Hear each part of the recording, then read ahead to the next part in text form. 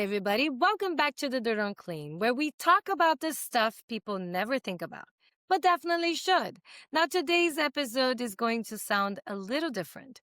We're stepping outside the cleaning industry for a moment and into something that literally saves lives. My guest today, John Proctor, is the customer service manager at EnviroMaster, Northern Virginia. But before joining the cleaning world, John worked in defibrillator sales and training, teaching people how to restart a human heart.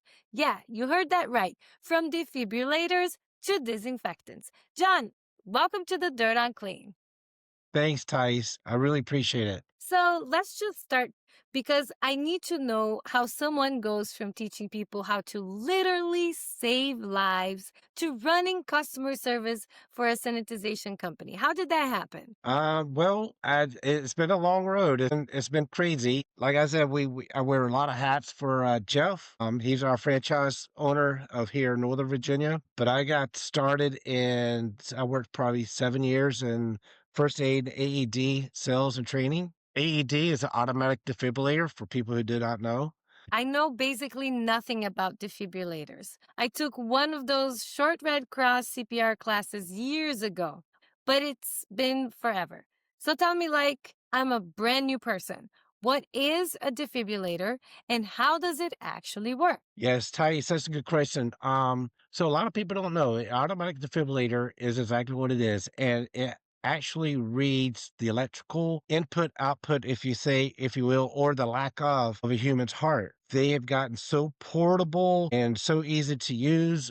They're very integrated. A lot of the defibrillators these days, they have a voice activation and they talk you through how to use it in a calm manner. Most of the AEDs out today, actually, when you unlock them, load them up, the pads shows you where it goes onto the chest in the middle of the sternum. The pads will actually show you where to press on the sternum to start compressions. The automatic defibrillator will actually tell you if you're doing good compressions or bad compressions. And this allows a person to do the chest compression CPR.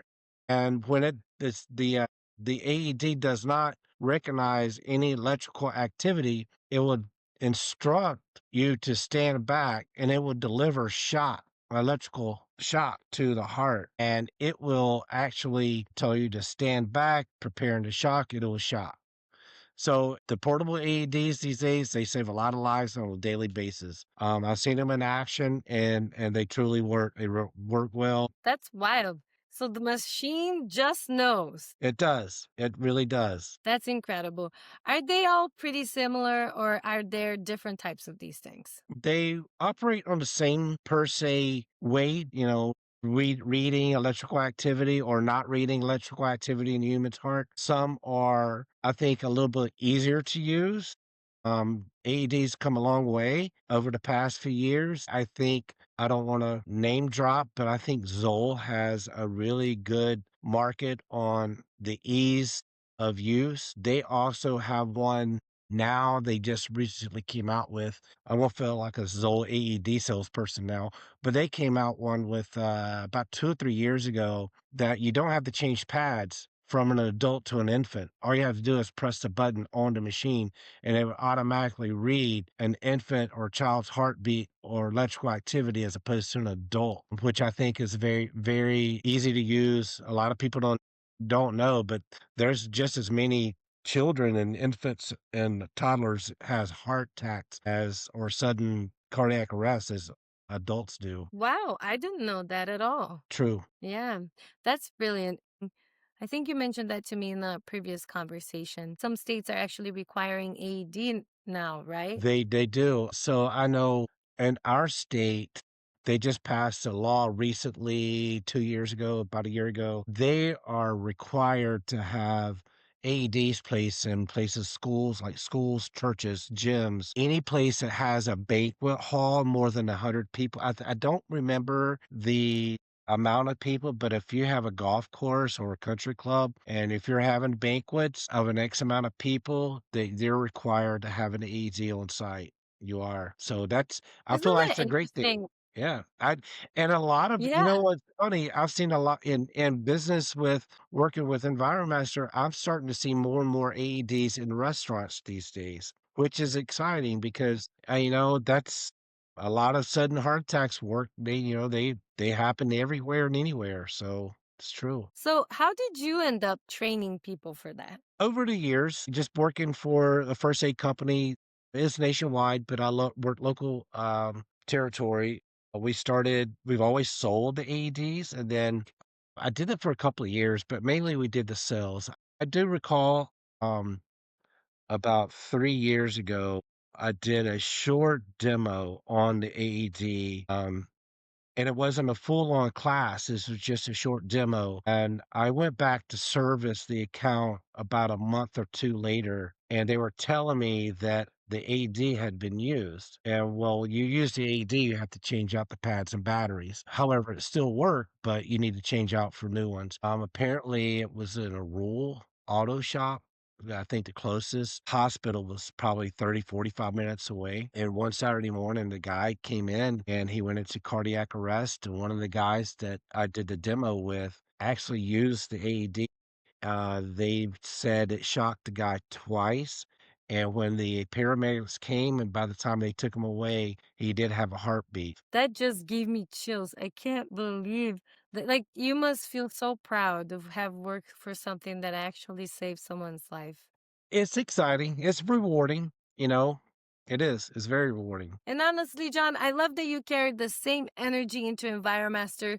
You went from protecting lives to protecting environments. It's the same mission, just a new arena, right? It is, exactly. I mean, we're trying to keep people safe from harmful bacterias that causes viruses, the norovirus, COVID virus, whatever is out there. I mean, that's what we do. And when you explain what we actually do to customers, it opens their eyes instead of just being a cleaning company.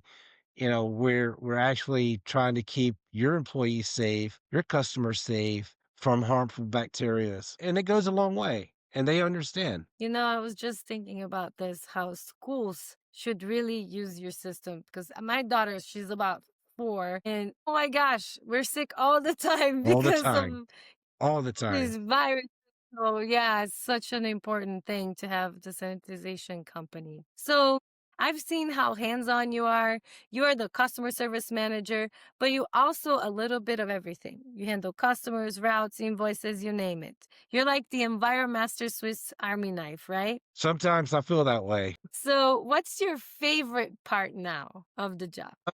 Actually, I really enjoy the balance of actually being out in the field, working with clients, helping them get up a tailored solution to some of their problems that they have inside, outside of the restaurant, school, gymnasium, whatever the case may be. Also, hunting down, just new opportunities for the customer. Is let them know things that we do that they didn't realize that we do and how it can actually help them as much as it does us.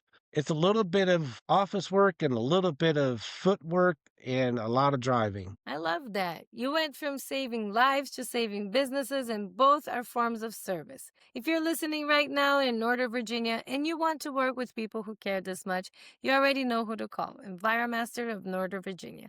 Because clean isn't just what you see, it's what you don't smell, don't touch, and don't have to worry about. John, this was awesome. Thank you for being here. Thank you, Thais. My pleasure. Anytime. Okay, guys. So I love this line from shocks to sanitization. And that's it for today's episode of The Dirt on Clean. Until next time, stay sharp, stay safe, and of course, stay clean.